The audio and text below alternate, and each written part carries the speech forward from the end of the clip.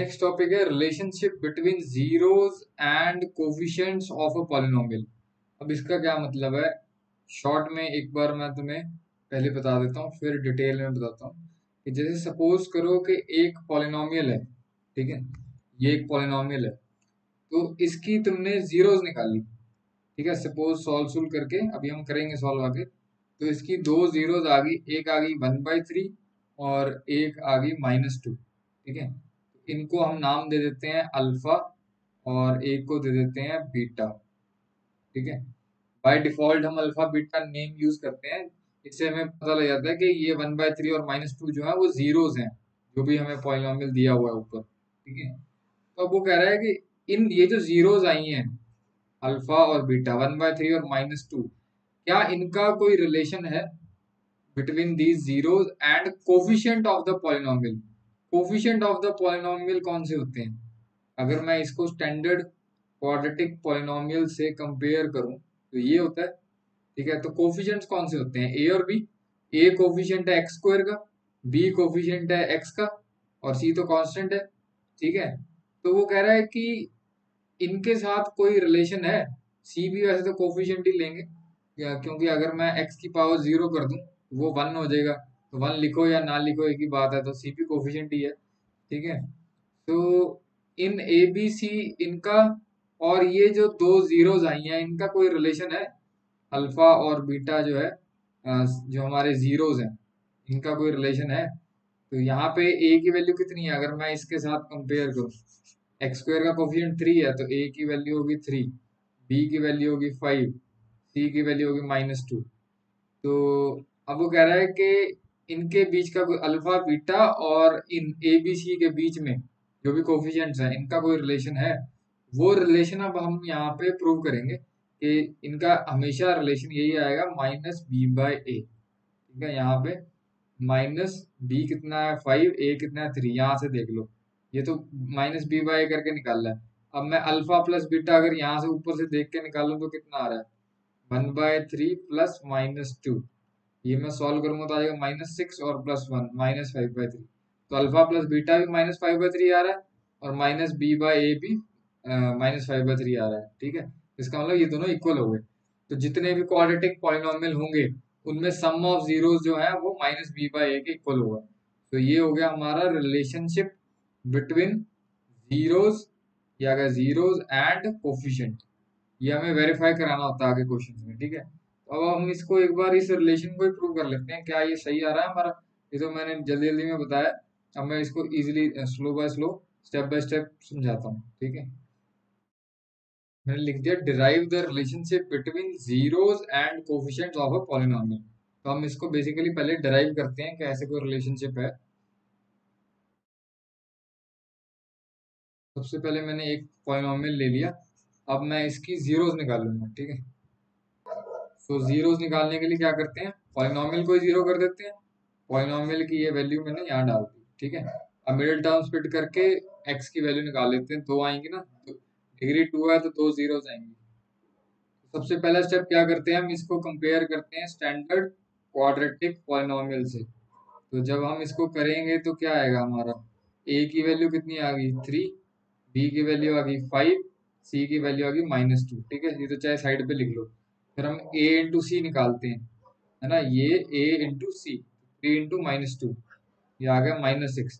तो मल्टीप्लाई करके -6 आना चाहिए, प्लस माइनस करके +5 आना चाहिए, है ना। तो अब यानी कि हम ये 6 की प्राइम फैक्टराइजेशन करेंगे। मिडिल टर्म स्प्लिट तो ऑलरेडी तुम जूनियर क्लास में कर चुके हो, है ना। अब मैंने इसे 6 की प्राइम फैक्टराइजेशन करी तो 2 और 3 आ रहा है। तो 2 और 3 लेके तो आएगा नहीं, अगर मैं 6 और +6 और -1 लूंगा तो प्लस माइनस करके +5 आएगा, क्योंकि साइन भी लेना होता है।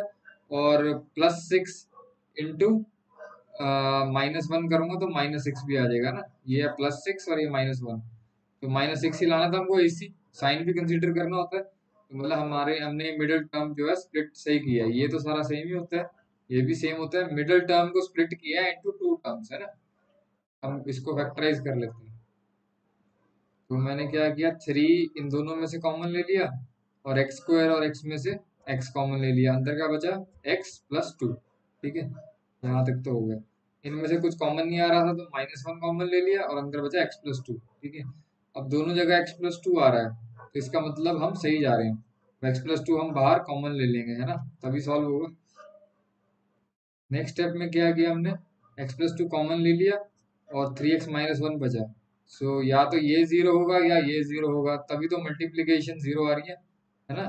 दो नंबर्स की मल्टीप्लीकेशन जीरो कब आती है, या तो ये जीरो हो या फिर ये जीरो, दोनों में से कम एक तो जीरो होना ही चाहिए। दोनों ही जीरो हो गए फिर तो जीरो ही आएगा, लेकिन कम से कम एक तो जीरो होना चाहिए। तो हमने कर दिया आइदर दिस इज जीरो और दिस इज जीरो। ठीक है, सॉल्व करके आ गया -2, एक जीरो ये आ गई, और यहाँ से सॉल्व करके आ गया 1/3। दो जीरोज आ गई हमारी, जो भी हमें पॉलिनॉमियल दिया हुआ था। ठीक है, क्वाड्रेटिक पॉलिनॉमियल। तो इसका नाम हमने x की जगह अल्फा रख दिया। अल्फा और बीटा बाय डिफॉल्ट जो है रिप्रेजेंट करते हैं जीरोस को ऑफ क्वाड्रेटिक पॉलिनॉमियल। ठीक है, एनसीईआरटी अल्फा और बीटा लेटर यूज करती है, सिंबल यूज करती है उसके लिए, जीरोस के लिए। क्यूबिक में एक गामा ऐड हो जाता है जब तीन जीरोस होती हैं, वो भी आगे करेंगे। सो अल्फा और beta are the two zeros of the given polynomial. ठीक है, इसको बीटा दे दिया नाम, इसको अल्फा दे दिया। तुम उल्टा भी दे सकते हो, इसको अल्फा दे सकते हो, इसको बीटा दे सकते हो, इससे गलत नहीं होगा। ठीक है, अब हम क्या कर रहे हैं, हम let us find sum of zeros. हम इन दोनों जीरोस का सम निकाल रहे हैं। ठीक है, वो क्यों निकाल रहे हैं वो आगे बताता हूँ, पहले इनका सम निकालो। तो सम कैसे निकालेंगे, अल्फा की वैल्यू है -2, अल्फा की वैल्यू -2 डाल दी, बीटा की वैल्यू 1/3 डाल दी, इनका सम निकाला है। जो दो जीरोस आई हैं उनका सम निकाला और कुछ नहीं किया, एलसीएम 3 ले लिया।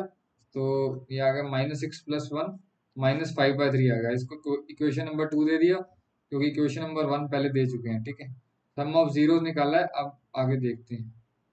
अब क्या कर रहे हैं, जो हमें गिवन पॉलिनॉमियल दिया हुआ था इक्वेशन नंबर 1 में, उसको कंपेयर कर रहे हैं स्टैंडर्ड क्वाड्रेटिक पॉलिनॉमियल से। ठीक है, ताकि हम ए बी और सी निकाल सकें। ठीक है, तो जब हमने कंपेयर किया, ए क्या है, कोफिशिएंट ऑफ एक्स स्क्वायर, 3 क्या है, कोफिशिएंट ऑफ एक्स स्क्वायर, ए की वैल्यू 3 होगी।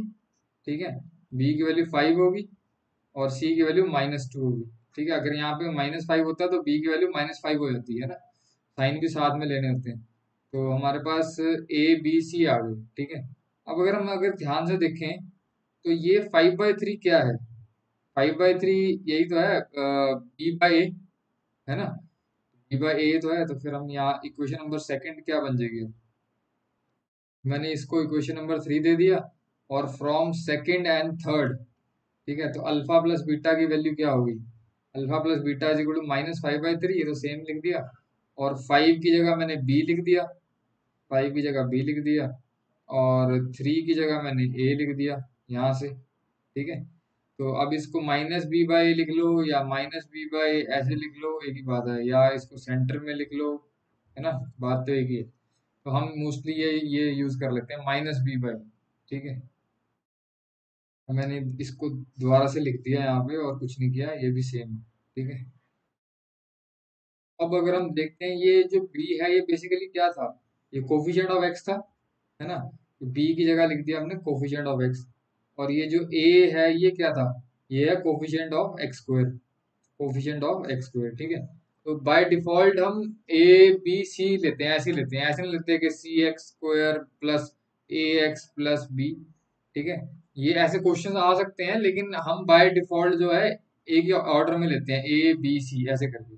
ठीक है, तो इसमें ये आ गया हमारा, b की जगह लिख दिया कोफिशिएंट ऑफ x, और a की जगह लिख दिया हमने कोफिशिएंट ऑफ x स्क्वायर। अब रिलेशनशिप हमारा डिराइव हो गया, रिलेशनशिप बिटवीन ये सम ऑफ जीरोस एंड कोफिशिएंट्स, ये रिलेशन आ गया ना। बेसिकली हमको ये वाला माइंड में रखना है, तो ये भी पता होना चाहिए। तो हमने ये बेसिकली डिराइव कर लिया। ठीक है,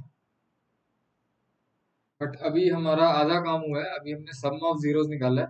अब हम प्रोडक्ट ऑफ जीरोस निकाल रहे हैं, अल्फा इंटू बीटा। ठीक है, ये मल्टीप्लाई है, तो चाहे मल्टीप्लाई ना भी लिखो, सिंपल इसको ऐसे यहीं तक छोड़ दो, अल्फा अल्फा बीटा लिख लो या अल्फा डॉट बीटा लिख लो, एक ही मीनिंग है सबके। अल्फा इंटू बीटा लिख लो, तभी मीनिंग सेम ही है, लेकिन हम ये यूज करेंगे अल्फा बीटा, मतलब मल्टीप्लाई हो रहे हैं। ठीक है, तो जो अल्फा और बीटा हमने निकाले थे वो क्या निकाले थे ऊपर, अल्फा और बीटा आए थे -2 और 1/3 है ना, -2 और 1/3 अल्फा और बीटा, -2 और 1/3 यहाँ डाल देते हैं। तो अल्फा की वैल्यू -2 हमने निकाली थी और बीटा की निकाली थी 1/3, मल्टीप्लाई करके आ गया -2/3। अब ये जो ए बी सी की वैल्यूज हमने पहले निकाली थी वो मैंने दोबारा से लिख दी, जो हमने स्टैंडर्ड क्वाड्रेटिक पॉलिनॉमियल से कंपेयर करके निकाली थी ना, ये वाली, इसको स्टैंडर्ड से कंपेयर किया था तो ए बी सी की वैल्यूज निकाली थी। ये वैल्यूज मैं दोबारा से लिख रहा हूँ, ठीक है, ये वैल्यूज मैंने यहाँ पे लिख दी, ठीक है। तो अब यहाँ पे देखता हूँ कि ये जो 2 है, ये -2 आ रहा है, तो ये माइनस इसके साथ ही ले लेता हूँ, -2/3 लिख लेता हूँ। और -2 क्या है, सी है, और 3 क्या है हमारा, ए है। तो ये आ गया, प्रोडक्ट ऑफ जीरो होता है हमेशा c/a। जब भी क्वाड्रेटिक पॉलिनॉमियल निकालेंगे तो वो c/a ही आएगा, ठीक है। तो ये जो -2 था इसको मैंने यहाँ लिख दिया, और 3 -2 किसकी जगह था, सी की जगह, ये सी आ गया, 3a था हमारा, तो ये आ गया c/a। तो c जो है बेसिकली वो क्या है, क्वाड्रेटिक पॉलिनॉमियल में c हमारा कांस्टेंट टर्म है, तो c की जगह लिख दिया मैंने कांस्टेंट टर्म। a क्या है, coefficient of x square, a की जगह लिख दिया कोफिशिएंट ऑफ x स्क्वायर। तो ये रिलेशनशिप आ गया बिटवीन जीरोस, अल्फा बीटा क्या है, जीरोस एंड द कोफिशिएंट, ठीक है, ये दूसरा रिलेशनशिप आ गया। फिर आगे हम क्या लिखेंगे, ये जो फिफ्थ इक्वेशन है हमारी, जहाँ पे हमने सम ऑफ जीरोस और कोफिशिएंट के बीच का रिलेशन निकाला था, उसके बाद हमने सेवन्थ इक्वेशन में फिर से प्रोडक्ट ऑफ जीरोस, मतलब पहले सम था इस बार प्रोडक्ट है, लेकिन जीरोस तो यूज हो रही हैं, product of zeros and coefficient, ठीक है, ये इन इक्वेशन 5 एंड 7 से हमने डिराइव कर लिया। So in equation 5 and 7 we have derived the relationship between zeros and coefficients of given polynomial, ठीक है। तो in case of quadratic polynomial, जो भी क्वाड्रेटिक पॉलिनॉमियल की ये स्टैंडर्ड फॉर्म है, इसमें जो सम ऑफ जीरोस होगा वो हमेशा -b/a के इक्वल होगा।